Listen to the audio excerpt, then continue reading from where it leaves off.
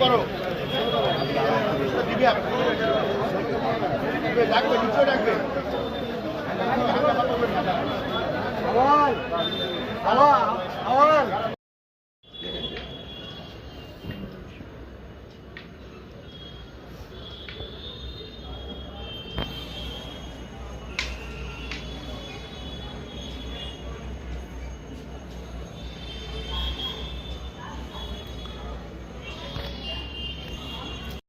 হ্যাঁ বলছি, আজ থেকে কি শুরু হলো?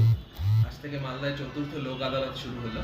মালদা এবং চাঁচল দুই জায়গা মিলিয়ে আমরা 14টা বেঞ্চ করেছি।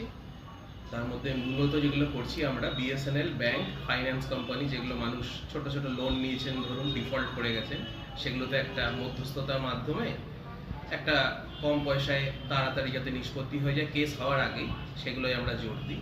আর ধরুন অ্যাক্সিডেন্ট রিলেটেড কেসেস বা ছোট চুরি বা সামান্য কেস, যেগুলোর জন্য স্টেটেরও অনেক সময় নষ্ট হচ্ছে, এই মামলাগুলো চালিয়ে নিয়ে যেতে এবং জনগণ, যেহেতু মালদা একটা আপাতত একটু পিছিয়ে থাকা জেলা, তাদের যাতে সহজে সস্তায় আইনি পরিষেবা দরজায় পৌঁছে দেওয়া যায়, সেই ব্যবস্থা এই লোক আদালতের মাধ্যমে। কতগুলো কেস হচ্ছে?